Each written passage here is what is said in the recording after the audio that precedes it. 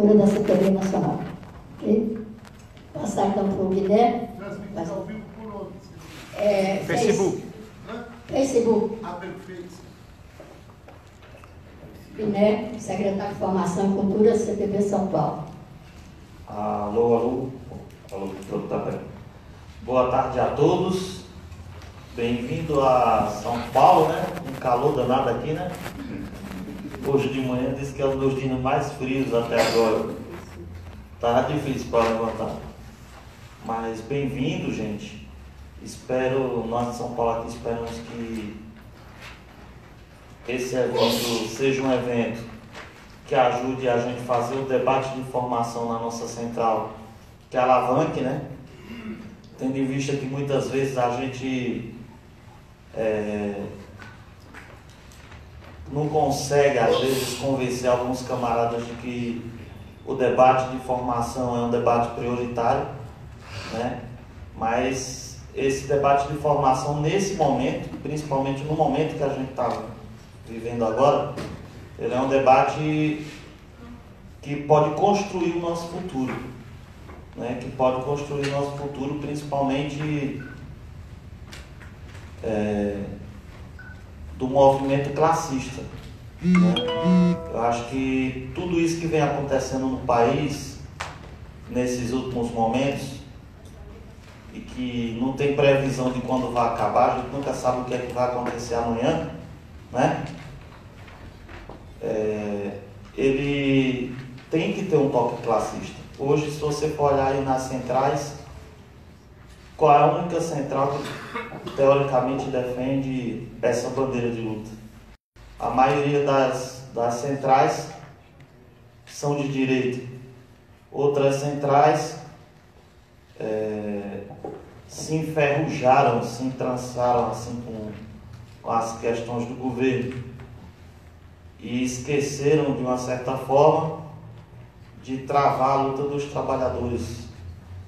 Então, a gente, partindo aqui para essa questão da formação da CTB, nós temos um grande papel em poder debater isso, formar os novos militantes, ir para as direções dos sindicatos.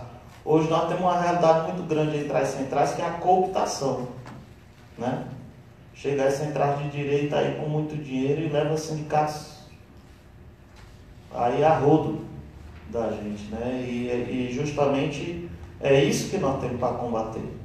Para que a gente construa um movimento sindical forte, classista, de luta, independente, e que a gente não seja vítima, né, de tudo isso, os trabalhadores sejam vítimas da cooptação, dos erros do governo, dos erros das diretorias dos sindicatos. A gente tem que fazer isso. Também, para que a gente possa... Eu sou da categoria do Correio, né? E assim, a gente passa por uma fase muito difícil. O sindicalismo classista passa por uma fase muito difícil hoje. Por quê? Porque o nosso patrão direto era o governo. E, infelizmente, alguns quadros do governo fizeram algumas coisas no Correio que fica impossível da gente poder defender, né? Como, por exemplo, nós estamos aí com um problema grande no nosso fundo de pensão. Pela primeira vez na história do Correio, o Correio tem um orçamento negativo. Você foi uma empresa aí que sempre teve 2 bi de lucro. O ano passado foi 0 a 0 e esse ano está com menos 500 milhões no seu orçamento.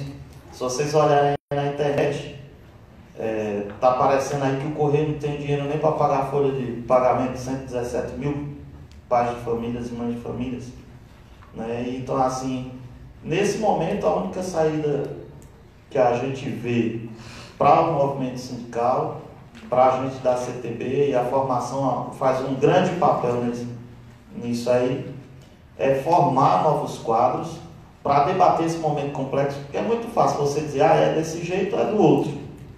Só que nós estamos num momento ímpar que não temos, né, como saber o que é que vai ser amanhã. E como é que nós podemos construir o amanhã?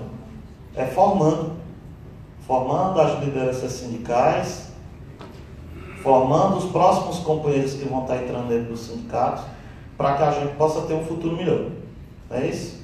Obrigado, gente, bem-vindo, e tomara que esquenta um pouquinho amanhã, né? Obrigado, Guilherme. Gilda, coordenadora geral de SESI da CTB Nacional. Boa tarde, companheiros e companheiras. Sejam bem-vindos. Boa tarde, Celina. Prazer. Boa tarde, Nivaldo. Boa tarde, Nalva.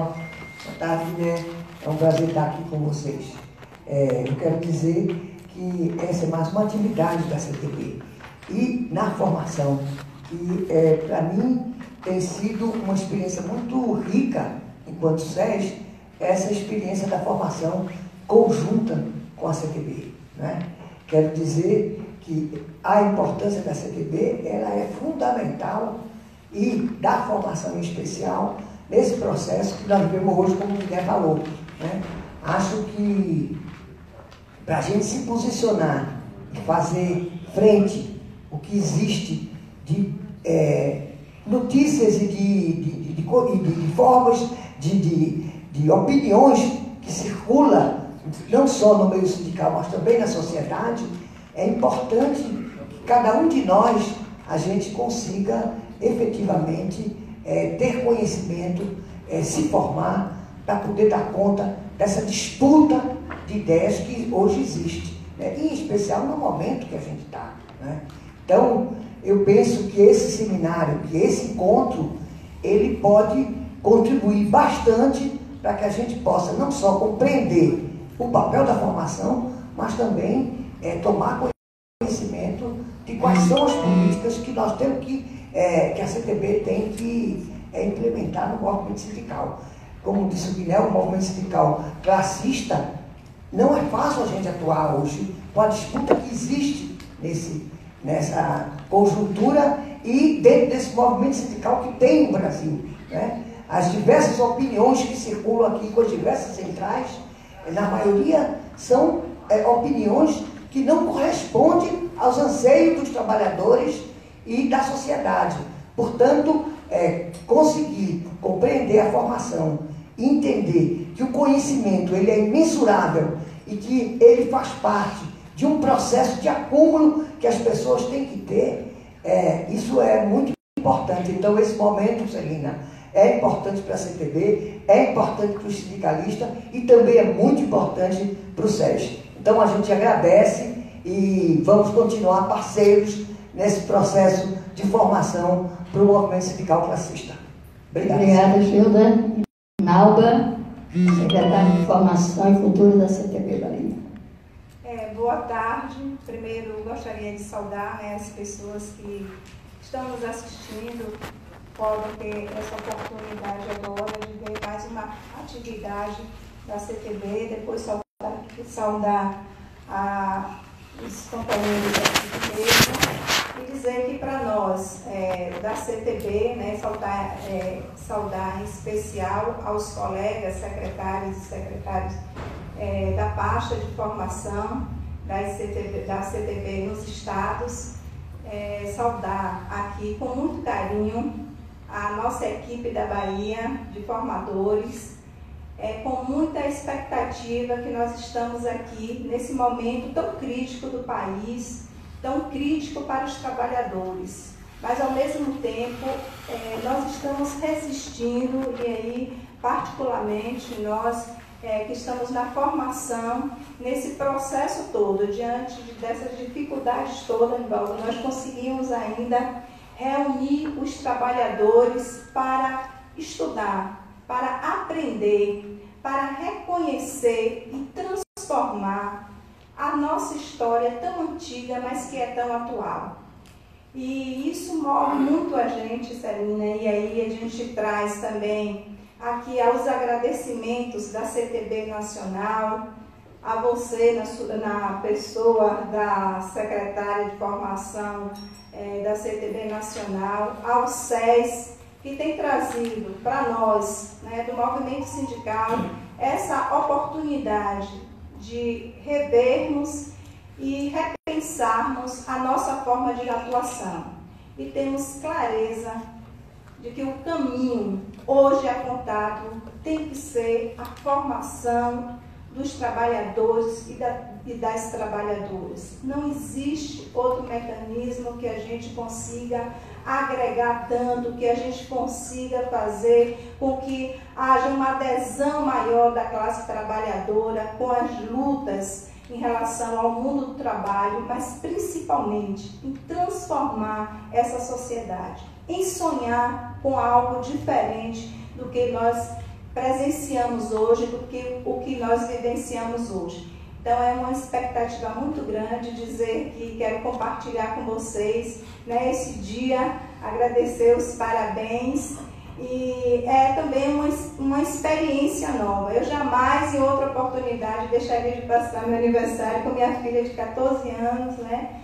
Mas ela compreendeu e estou aqui, nessa nova empreitada da vida. Que a vida tem nos chamado para isso, para novos desafios, e eu espero que esse encontro, todos nós, possamos sair daqui em um patamar diferente, né? Que possamos ter essa perspectiva junto com a CTB, mas através da pasta de formação, sairmos daqui com um novo ânimo para essa luta cotidiana e também que é uma luta que traz nova expectativa para a classe trabalhadora e acabarmos, né, com a questão da exploração no mundo do trabalho. Então, muito obrigado pela experiência, pela oportunidade, e vamos levar aqui, com certeza, um novo olhar, um novo caminhar para a classe trabalhadora.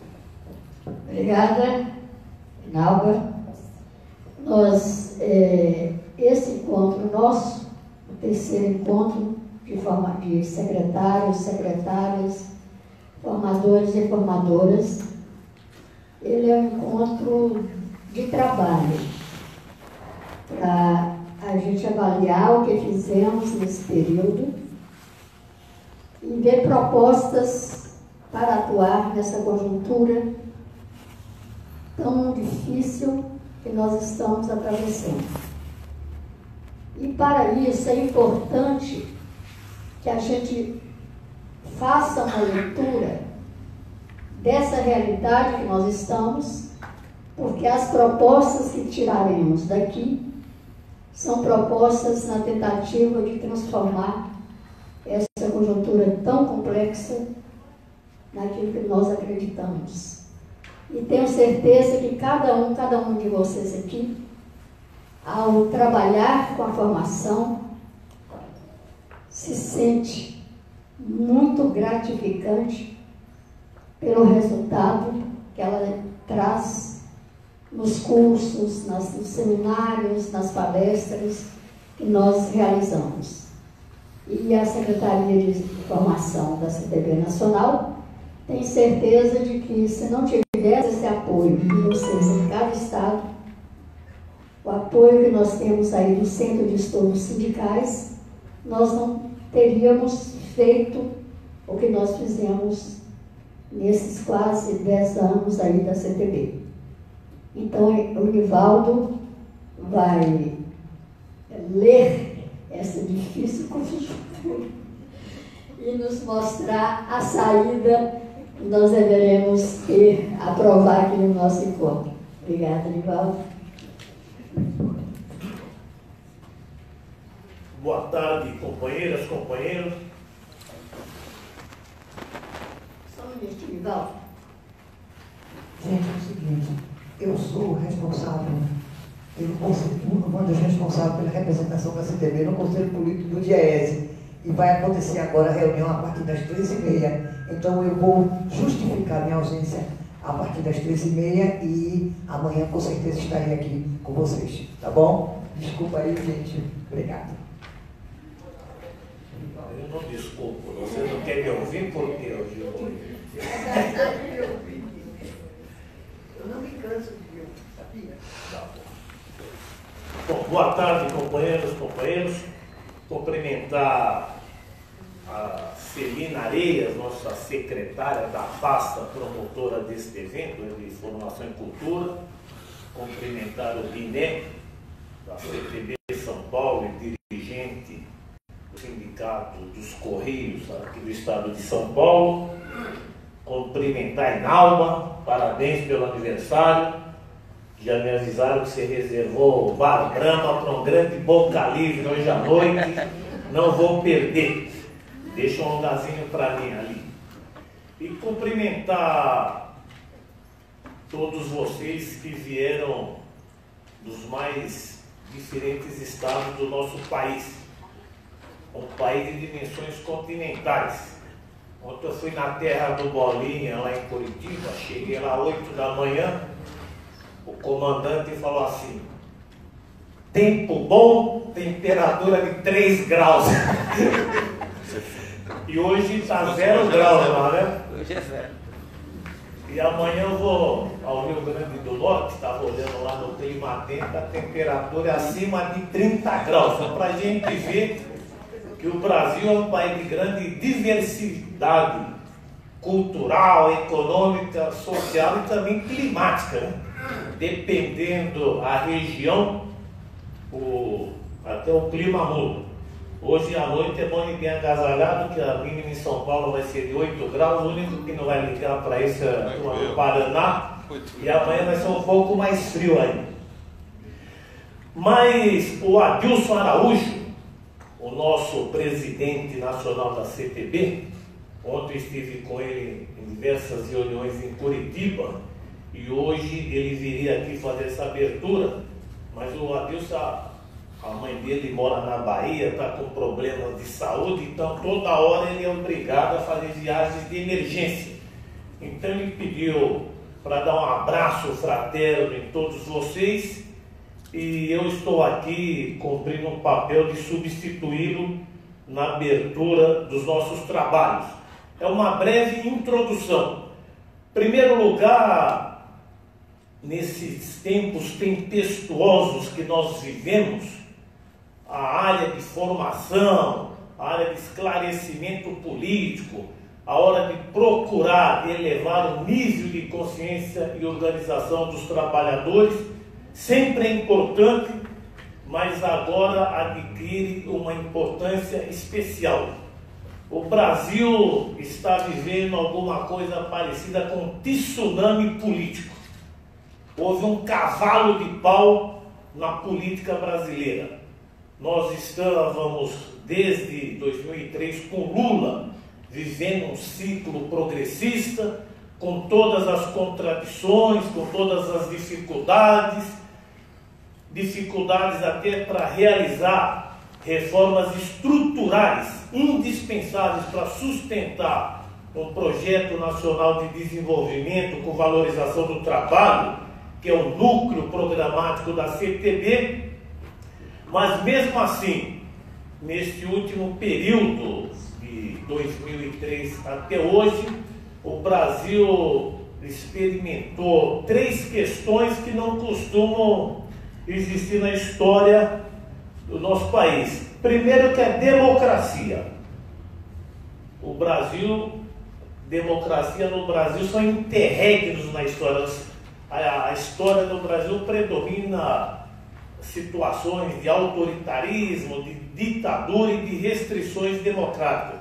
Nós vivemos um período grande de democracia no nosso país, com grande participação dos trabalhadores e do povo. Nós vivemos também um período importante de progresso social. O fato de nós termos um longo período com pouco desemprego, com política de valorização do salário mínimo, diversos programas de transferência de renda e outras políticas públicas importantes. Eu sou do Rio Grande do Norte e mexia daqui. Também foi uma marca desse período, uma marca de mobilidade social ascendente, de elevação do padrão de vida, principalmente dos estratos inferiores da nossa sociedade. E nós vivemos também um período de integração importante. Integração na América Latina, integração dos países do Hemisfério Sul, uma política externa bastante avançada, correspondendo também com os avanços progressistas que estavam transcorrendo na América Latina. De um último período para cá, nós estamos vivendo um período de retrocesso político, econômico e social. Existe um debate se esse fenômeno é o encerramento de um ciclo político na América Latina, com a derrota da Argentina, do Kirchner e a vitória do Macri, com as dificuldades que a Venezuela vem atravessando, com a perda da votação também na Bolívia e outras dificuldades no Equador, nesses países progressistas. E no Brasil, com esse processo em curso de golpe branco, que na atual fase estamos vivendo um período com o Brasil. Tem duas coisas que só tem no Brasil. Uma é jabuticaba, a outra é dois presidentes. Nós temos uma presidenta afastada e um presidente golpista.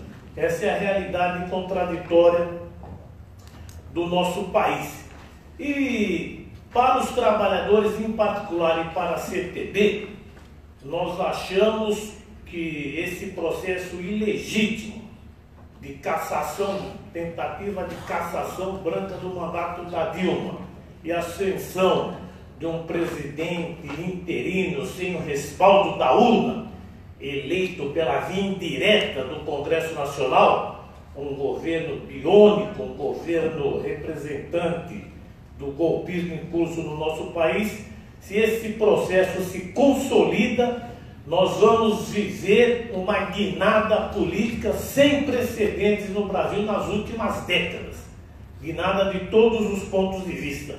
Essa situação política para os trabalhadores é agravada com o fato de nós estarmos há 3 anos sem crescimento econômico. O Brasil, de 2014 para cá, começou a ter uma retração econômica muito grande, aumentou o desemprego, diminuiu o salário e a agenda que se apresenta são a agenda de corte de direitos e a agenda de limitação dos espaços que nós havíamos conquistados nesse último período.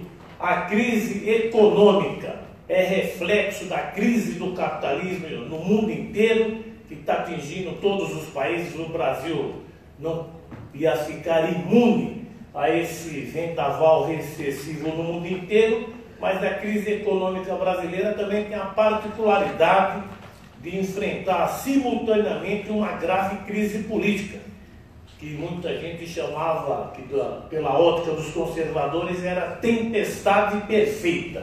Crise econômica, crise social e a crise política no centro desse processo e alimentando essa situação crítica que nós estamos vivendo. Então essa é a realidade do Brasil de hoje. E diante dessa realidade, nós temos que trabalhar perspectivas da luta dos trabalhadores. A luta dos trabalhadores por salário, por emprego, por direitos, a luta dos trabalhadores para defender a CLT, para impedir a terceirização desregrada, para impedir o desmonte da CLT, para impedir a reforma da Previdência, tem que colocar no centro a luta em defesa da democracia. A luta em defesa da democracia deve ser o fio condutor da luta dos trabalhadores. E a defesa da democracia hoje no Brasil, se a gente fosse resumir em uma única expressão, deve ter como centro a luta pela derrota do impeachment e pela volta da presidenta Dilma à presidência da República. Essa é a essência da luta democrática hoje no país. E para que isso ocorra, são necessários diversos instrumentos de luta. Amanhã, dia 10, é um Dia Nacional de Luta, onde no Brasil inteiro o movimento sindical, a Frente Brasil Popular, a Frente Povo Sem Medo e outras forças políticas e sociais vão realizar uma série de manifestações, atos e paralisações para externar o inconformismo dos trabalhadores e do povo com essa situação de golpe que o país está vivendo. Então, a mobilização popular de forma ampla, de forma concreta, ocupando as ruas, é um aspecto importante dessa luta de resistência. Mas nós também precisamos, ao fim e ao cabo, ganhar a batalha no Senado.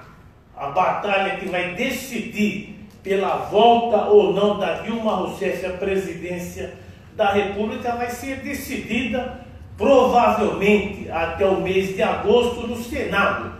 E para isso nós precisamos atrair alguns votos, pelo menos dos senadores, para que o processo de cassação do mandato da Dilma não atinja o mínimo que a lei exige. Então essa é a grande questão. E para enfrentar essa realidade, nós consideramos que o Brasil precisa de uma repactuação política.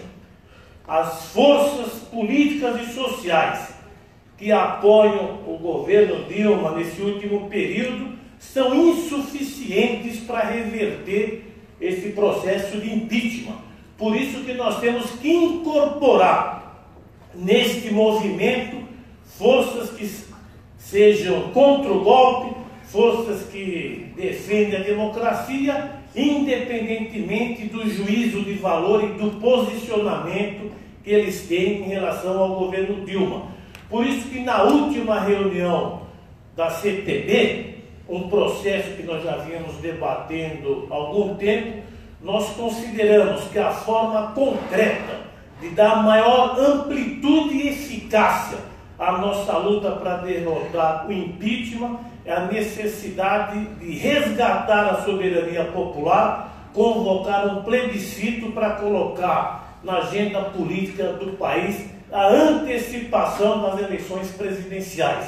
Nós achamos que esse é o caminho concreto, real e factível de derrotar o impeachment, porque com essa proposta nós temos condições de unificar o nosso campo político e social e atrair outros setores que não têm simpatia com o governo, mas também não querem ser avalistas desse processo golpista. Então essa é a situação política que nós estamos vivendo. Por isso que, para concluir, para definir uma agenda política mais imediata, nós devemos combater o programa do Michel Temer.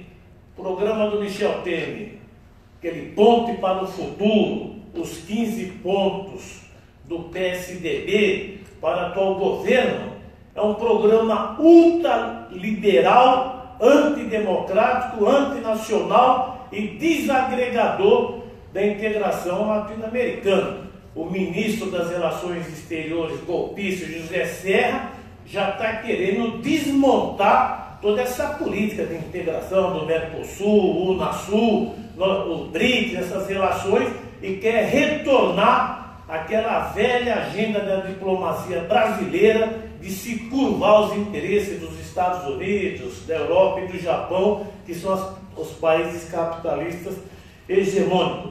Do ponto de vista econômico, o governo quer mudar o marco regulatório do petróleo para abrir caminho para entregar de mãos beijadas para o estrangeiro as nossas riquezas nacionais, um programa que já está em processo de encaminhamento, de diminuir os recursos para a saúde, educação e outras áreas sociais, aprovou na Câmara a prorrogação da desvinculação das receitas da União e o aumento do percentual de 30% que pode ser garfado do orçamento da saúde, de educação e outras áreas sociais, extensiva aos estados e municípios, porque os estados e municípios também vão poder se ver livres dessa vinculação orçamentária prevista na Constituição.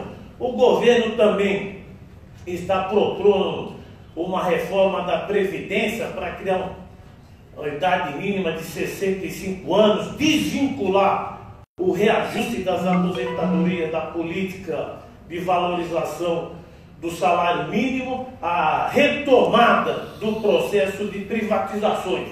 O liberalismo é tão grande que tem gente que está falando, vamos fazer uma campanha Volta FHC, porque a FHC era liberal, mas não tinha um liberalismo tão duro, draconiano e agressivo como esse capitaneado pelo nosso golpista de plantão, que é o Michel Temer, que não foi eleito pelas urnas, então não tem nenhum compromisso com o seu eleitorado. O compromisso dele é com esse Congresso Nacional que está exibindo cenas de horrores que envergonham o Brasil no mundo inteiro. Então essa é uma situação complexa que nós estamos vivendo e a gente precisa saber, nesta cadeia de acontecimentos, qual é o elo principal que nós devemos puxar. E o elo principal, só para repetir, reafirmar e reforçar, é a luta para derrotar o impeachment. E a derrota do impeachment vai se tornando um ponto de convergência democrática no país e que precisa também unir outros setores, até porque essa proposta de antecipação das eleições ainda não unificou os partidos políticos, a Frente Brasil Popular e outras organizações. É um debate que está em curso, nós estamos na defensiva, mas o desastre que tem sido esse governo Temer, que uma hora fala uma coisa, desmente no outro dia, troca ministro, está todo embaraçado. E o fato da Operação Lava Jato está parecendo um carro desgovernado que atinge todos e a todos, e agora está atingindo o núcleo político do PMDB. E um dos programas que viabilizaram a aprovação do impeachment foi o Temer ter assegurado que ele, na presidência, ele ia acabar com a sangria da Lava Jato para livrar os amigos dele desses processos que estão em curso. Então nós estamos vivendo um período ainda de grande indefinição, não dá para apostar em qual vai ser o desfecho político desse processo. Nós estamos a alguns meses das eleições municipais, que vão expressar uma nova correlação de forças políticas no país, porque mais de 100 milhões de brasileiros vão votar no meio desse tsunami político, e a realização desse terceiro encontro aqui, viu, Celina, onde vocês vão debater com os formadores, vocês que têm um papel importante de repassar para outros trabalhadores, sindicalistas, uma mensagem nova. É importante que, ao lado da defesa dos nossos programas, nossa plataforma básica que norteia a atuação da CTB e do SES na área da formação e da cultura, é importante também dar uma pincelada nesses aspectos da conjuntura. Até porque, até agosto, esse processo vai ser definido e, dependendo do resultado, nós vamos ter mudanças sem precedentes na história política do nosso país. Então é isso aí, bom seminário, parabéns e vamos à luta.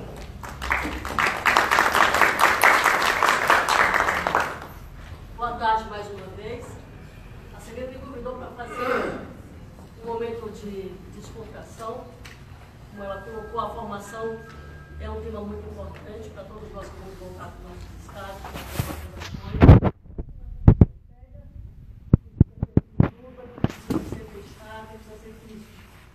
Pensando nisso, eu achei que nada mais oportuno do que relevar internacional. Todos que vocês receberam a letra, que todos conheçam, mas eu não vou cantar sozinha. Eu trouxe aqui comigo um instrumento percussivo cubano que se chama La Clave, vai passar na mão de todos vocês. A cada duas frases vocês repassam o colega do lado.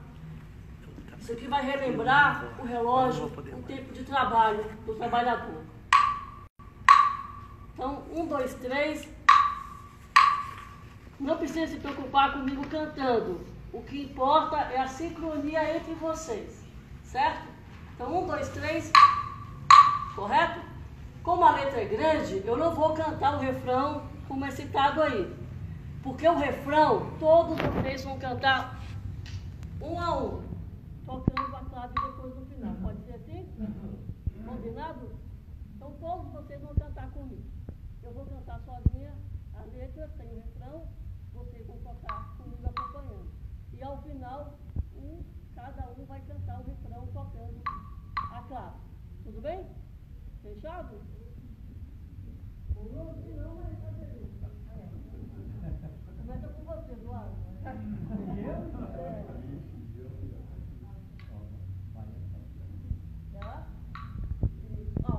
Só lembrando, isso aqui, a mão tem que estar fechadinha para o som sair. Quanto mais fechadinho, melhor, certo?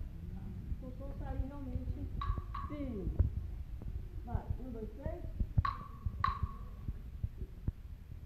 De pé, ó vítima da fome, de pé, comendo da terra, da ideia, turma da fome, a crosta bruta que a sua terra, constrói o mal e pelo fundo, de pé, não mais senhores, se nada somos ao mundo, sejamos todos produtores, senhores, patrões, chefes supremos, nada esperamos de ninguém. Sejamos nós que conquistemos a terra-mãe livre e comum, para não ter protestos vãos, para sair desse amplo estreito. Façamos nós por nossas mãos tudo a que nós nos diz respeito. O crime de rico, a lei do pobre, está abismado o oprimido. Não há direitos para o pobre, ao rico tudo é permitido. A opressão não mais sujeitos, somos iguais todos os seres. Não mais deveres sem direitos, não mais direitos sem deveres. Abomináveis na grandeza, os reis da mina e da fornalha edificaram uma riqueza sobre o suor de quem trabalha. Todo o produto de quem sua a coja rica o recolheu. Queremos que ela restitua, o povo só quer o que é seu. Nós fomos de fumo embriagados, faz entre nós guerra aos senhores. Façamos greves sem soldados, somos irmãos trabalhadores. Se a raça viu cheia de garras, nos quer a força canibais.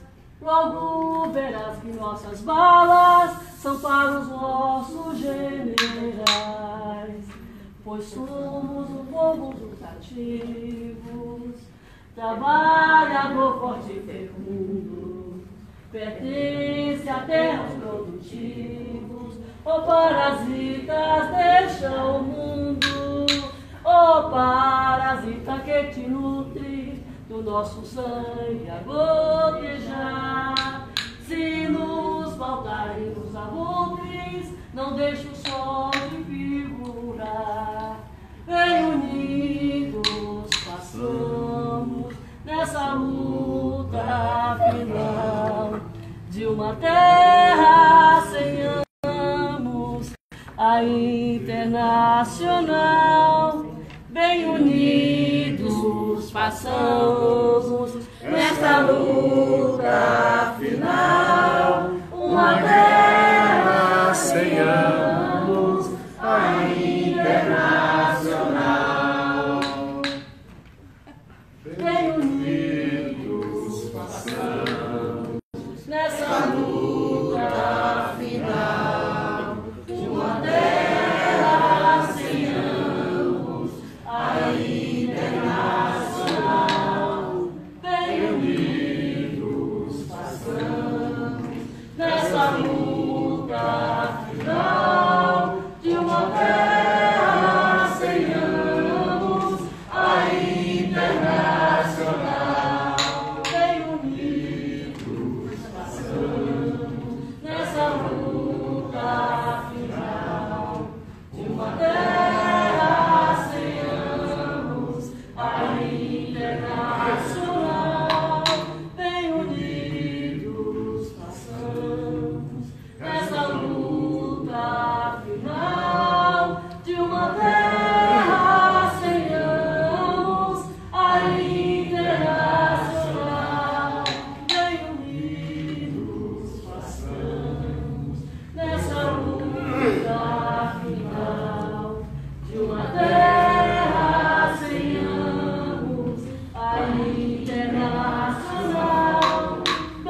unidos façamos dessa luta final de uma terra sem anos, a internacional.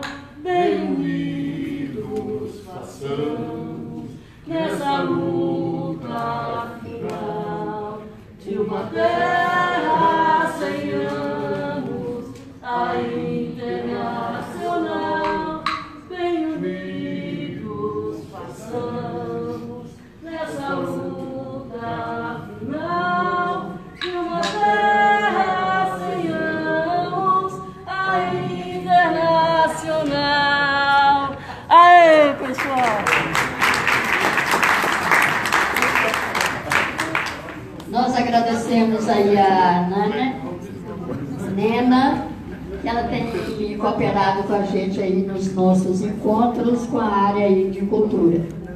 Nós estamos sempre agradecendo a Nalva, ao Guiné, essa mesa, e vamos imediatamente compor a mesa aí com o nosso palestrante agora, é o José Carlos Rui.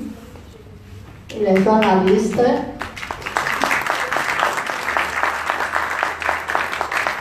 Ele é um grande estudioso, tanto na questão aí da classe operária, como na questão da cultura. Então, eu tenho certeza que nós vamos aproveitar muito, e na pasta tem um texto dele, né? A apresentação que eu fiz assim, vocês têm na pasta, que depois poderão utilizar com a leitura mais detalhada. Nós agradecemos aí ao nosso vice-presidente, o Nivaldo, pela grande contribuição, e nos deu também uma orientação do que nós vamos fazer logo mais na nossa atividade aí de a formação dessa conjuntura. E vocês viram aí na programação, nós temos essa agora com o José Carlos Rui, nós vamos ter histórico e papel da formação e da cultura no fortalecimento da consciência da classe trabalhadora. E depois ele vai usar um tempo aí, não eu vou combinar com ele quanto tempo ele vai utilizar. Essa parte aí nós vamos abrir para debate, ou para complementar, ou dúvida, ou perguntas, fica aí à disposição. E logo mais, de 18 horas às 19, nós vamos ter uma atividade cultural aqui com o Jordani. O Jordani, ele é vocalista, violonista, poeta, ele é um agente cultural e está fazendo aí, de Saraus, dando uma grande contribuição nesse movimento que nós temos aí, o acampamento da resistência contra o golpe aqui na Praça da República. Então, ele vai contribuir aqui com a gente, um amigo dele, o Caras, que é percussionista. Ele também é ativista cultural e também está contribuindo aí nesse acampamento, que depois que quiser aqui, logo aqui na Praça da República, e todos os dias eles têm atividade aí, e nós convidamos, se ele se ofereceu para que no final dessa tarde a gente feche aí com uma atividade cultural. Agora nós vamos pedir a vocês, quem puder, a Márcia vai passar uma sacolinha aí, porque ele vem sem cobrar nada. Nós sabemos que é um trabalho e é uma pessoa que vive e sobrevive disso. Então, que a gente cada um puder contribuir, colocar aí nessa sacolinha que a Márcia vai passar. Eu estou já antecedendo, porque fica muito ruim na vista dele a gente fazer isso, né? Então, para ver o que a gente arrecadar, a gente passa para ele, tá bom? E eu vou convidar aqui a nossa secretária de formação do Amapá, a Tatiana Magalhães, para nos ajudar aí a conduzir essa mesa.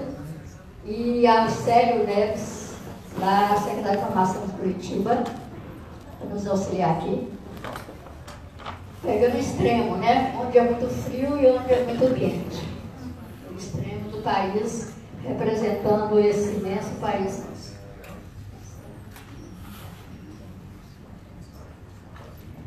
Tá. Então, mais ou menos uns 40 minutos, o José Carlos vai fazer a exposição e depois a gente abre aí as inscrições para 5 minutos ou para pergunta ou contribuição, tá ok? Aí a Tatiana olha para nós o tempo e depois o Sérgio faz a inscrição.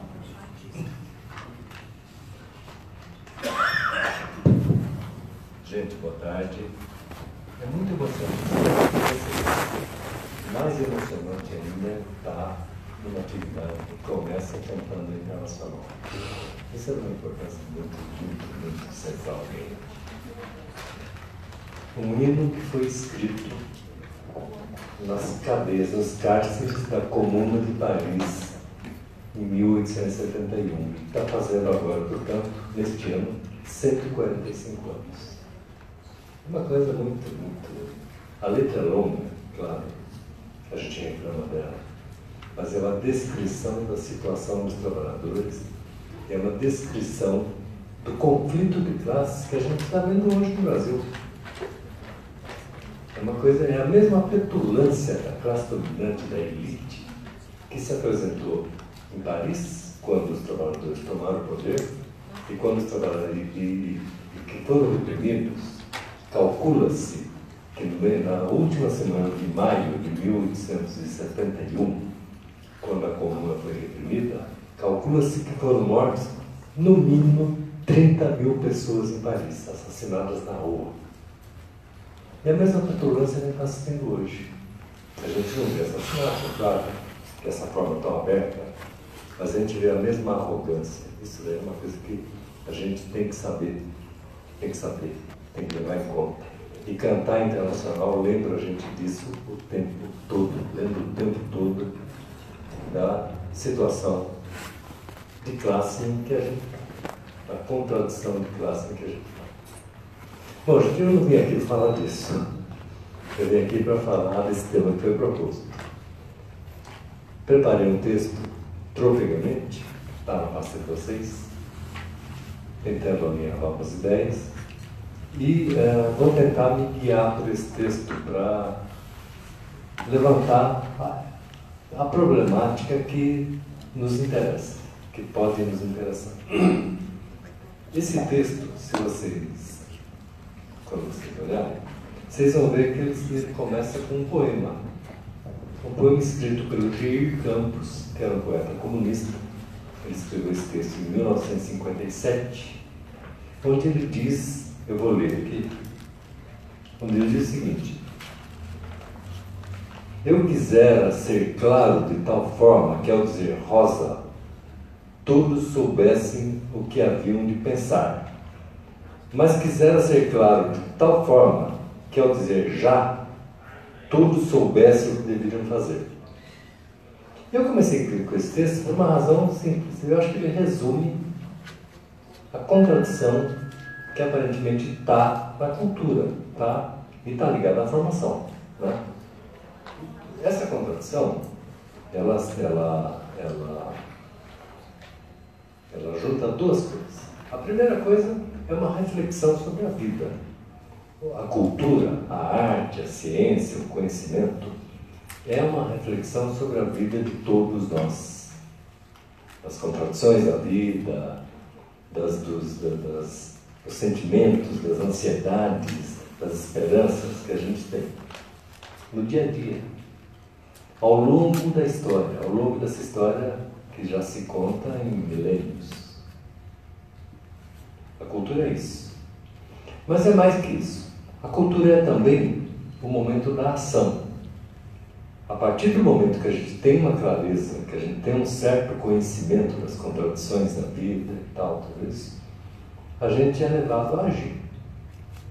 E agir para enfrentar aqueles problemas que estão colocados no cotidiano, que estão colocados no dia a dia. Isso para a gente é o fundamental. A gente não tem a cultura como um enfeite.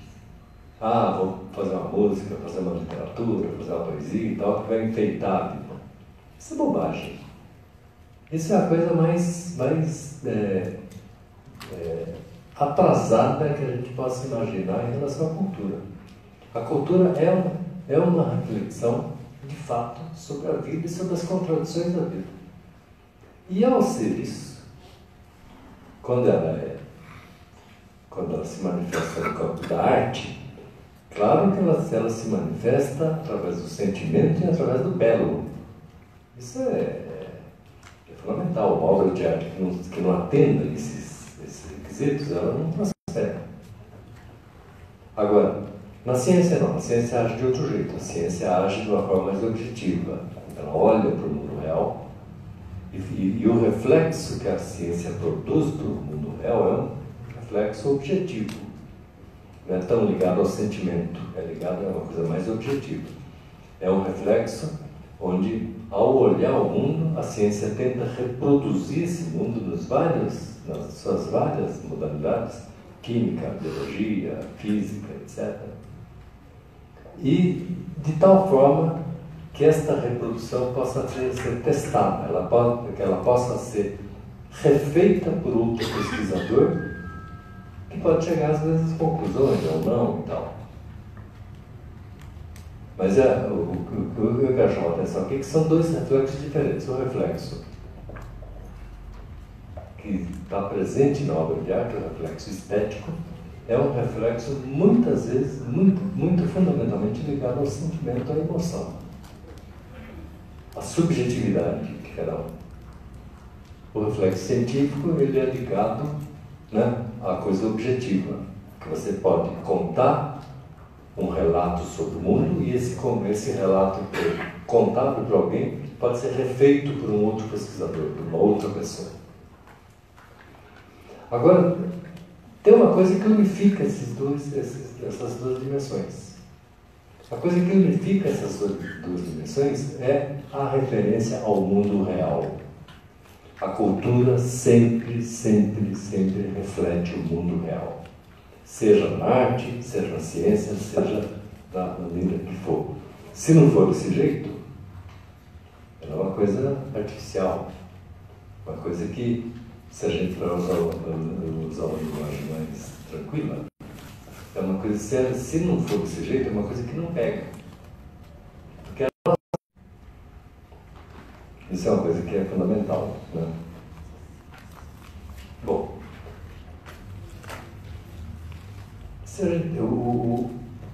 uma outra coisa que tem ligado nessa questão da cultura é o seguinte, é a história. A gente diz que toda formulação, toda produção cultural, ela é de natureza histórica. De natureza histórica não no sentido de que aconteceu no passado e temos que contar isso. Não. É no sentido de que esta formulação ocorre dentro de um processo que é um processo que a humanidade vem desenvolvendo há milênios. Então, lá atrás acontece uma coisa, e essa coisa que foi registrada de alguma forma, ou como arte, ou como ciência, influi nos acontecimentos de hoje. Aquela visão que foi construída lá atrás, ela pode estar presente ainda hoje, mas influi, ela faz parte do patrimônio comum construído pela humanidade. E a nossa referência. Tem um exemplo que eu gosto de citar, que é uma coisa que eu gosto de falar, que dá uma certa dimensão nessa história, que é o seguinte: se a gente olha certas formulações que ocorreram no tempo em que o pensamento humano ainda era mágico, na sociedade de mais de milênios atrás, se uma pessoa que vivesse numa situação como aquela, e hoje estivesse presente entre nós, essa pessoa consideraria mágico o fato da gente ir até a tomada e apertar um botão e apagar a luz. Isso por uma razão simples. O pensamento humano naquele momento, que não era desenvolvido ainda, não tinha o acúmulo de conhecimento que adquiriu através dos séculos, através dos anos, o cara liga apenas o gesto de apertar um botão e o fato da luz se apagar. Qualquer criança sabe hoje que a luz ela está dentro de uma rede que envolve as usinas produtoras de energia elétrica que ficam lá no Rio Paraná, longe do Cabu, lá na Amazônia, longe do Cabu. Envolve a fiação que traz isso à corrente, envolve a lâmpada, envolve a produção disso, tal, tudo isso. E ao apertar o botão, você interfere nesse sistema, você apaga a luz, porque corta a energia. Então, hoje, diferentemente do que ocorria no passado, hoje há uma interferência muito grande da ciência no cotidiano, onde a gente muitas vezes nem percebe. A gente muitas vezes nem pensa a respeito. Mas hoje há uma interferência muito grande da ciência no cotidiano, a gente sabe disso. Qualquer criança hoje sabe disso, né? Deixa eu tentar entender. Gente, eu estou chegando muito mal, então eu estou tentando entender com esse texto aqui. Agora, uma outra coisa que é fundamental, eu estou falando aqui de coisas muito elementares, muito lá atrás, que estão muito na base daquilo que é o conhecimento, que é a cultura, que é a arte, que é a ciência e tal. Agora, uma outra coisa que, desde então, e sempre ocorrerá assim, desde então e no futuro que a gente possa imaginar, né, alguns milênios para frente, toda atividade humana, cultural, científica, seja lá o que for, ela está ligada à atividade prática do ser humano. Está ligada à nossa interferência com o mundo real. Então, toda atividade, ela decorre justamente dessa interferência com o mundo real. Então, se a gente admite isso, a gente vai pensar, a gente é obrigado a pensar que o conhecimento, de forma geral, não aparece na cabeça da gente automaticamente.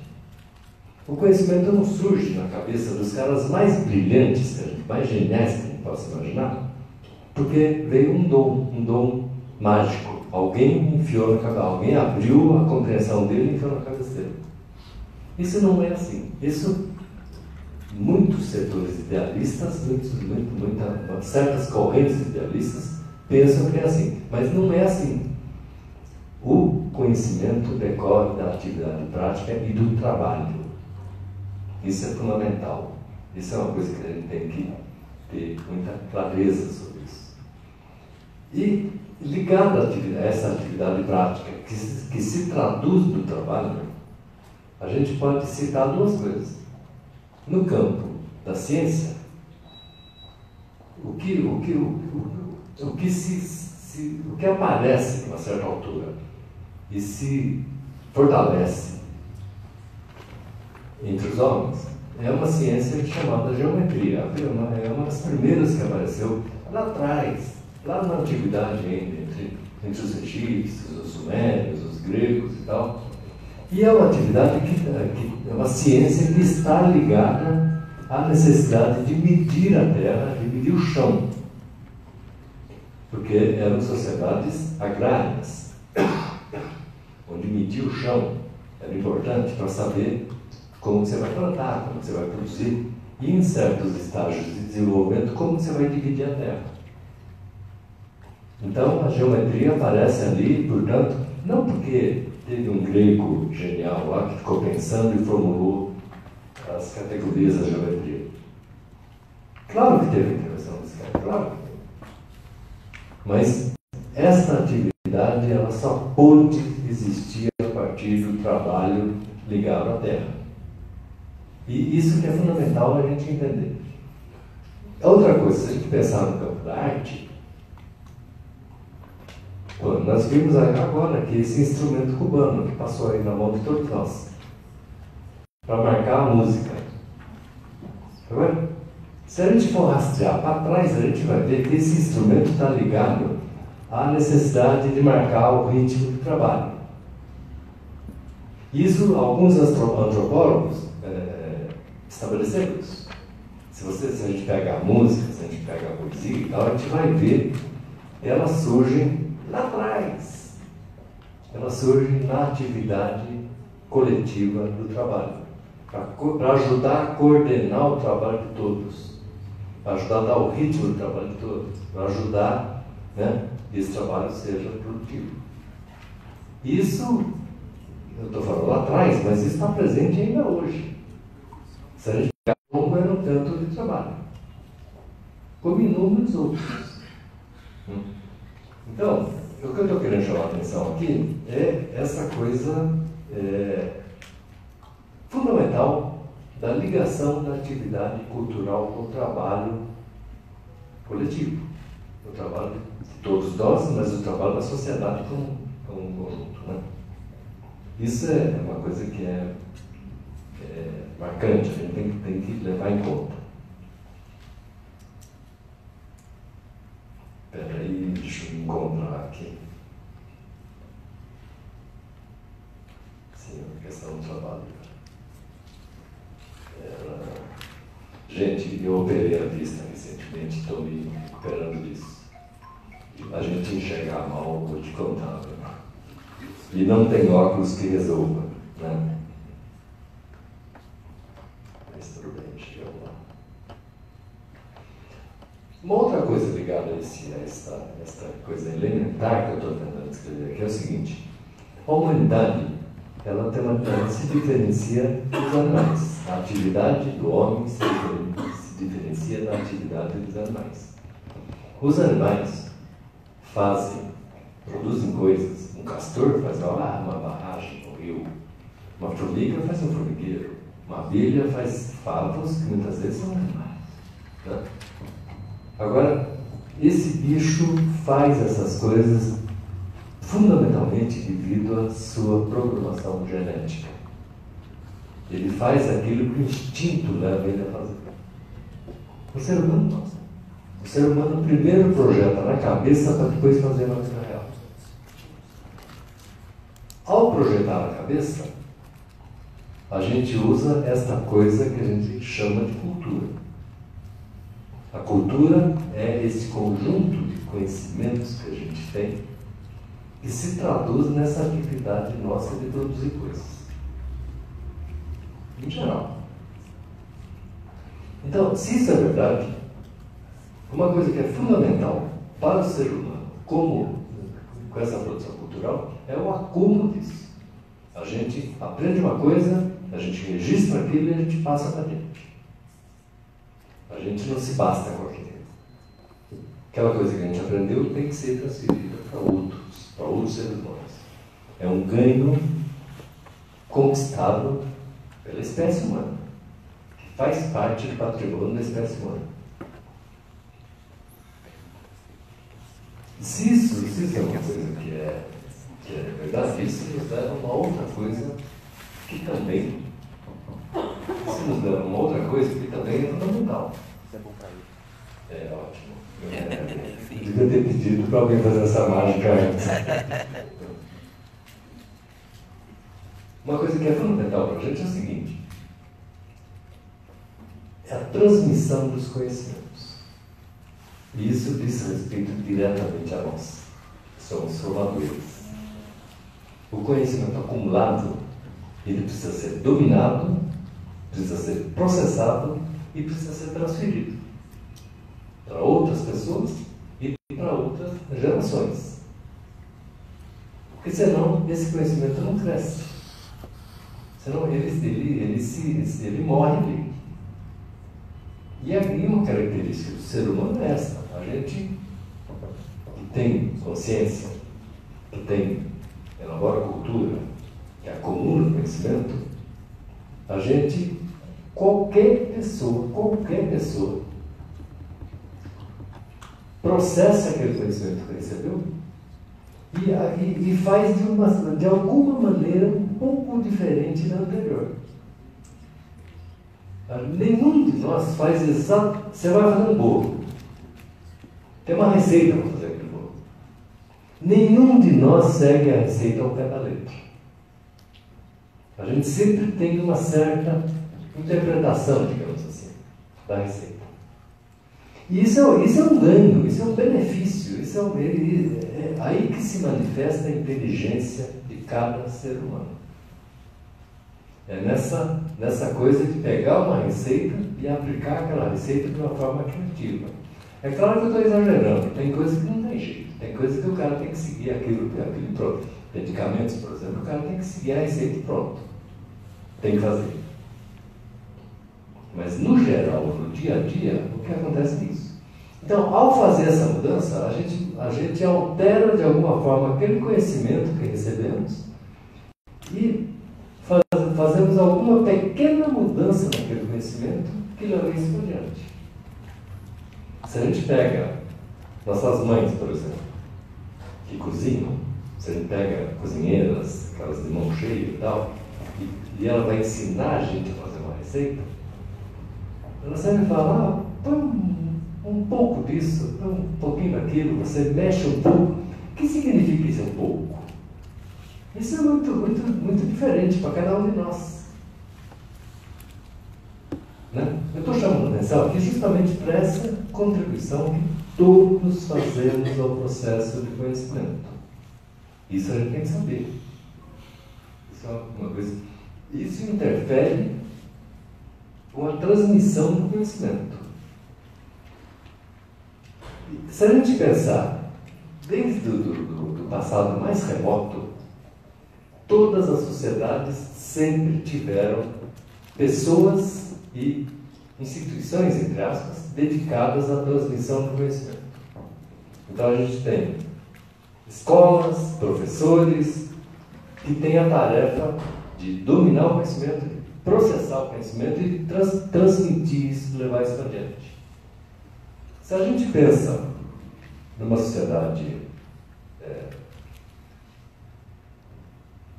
ou a nossa, ou uma sociedade feudal, sei lá, se a gente pensa em sociedades diferentes, a gente vai ver que a produtividade do trabalho ela é diferente. A produtividade do trabalho hoje é diferente no Brasil de hoje, diferente do que foi no Brasil de 100 anos atrás, diferente do que foi no mundo de 10 mil anos atrás. Cada sociedade dessa, ela tem a capacidade de produzir aquele certo conjunto de bens necessários à vida, necessários à reprodução da vida. Produz abrigo, produz roupa, produz comida, produz tudo aquilo que a gente precisa para viver.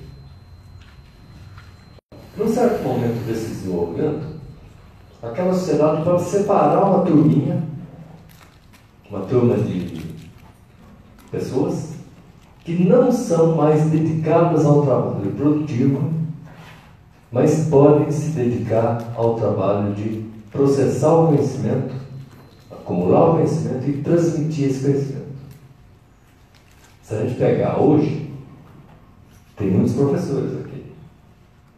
Um professor hoje, ele não é ligado a uma atividade diretamente produtiva desse ponto de vista. Um professor não faz uma camisa. Um professor não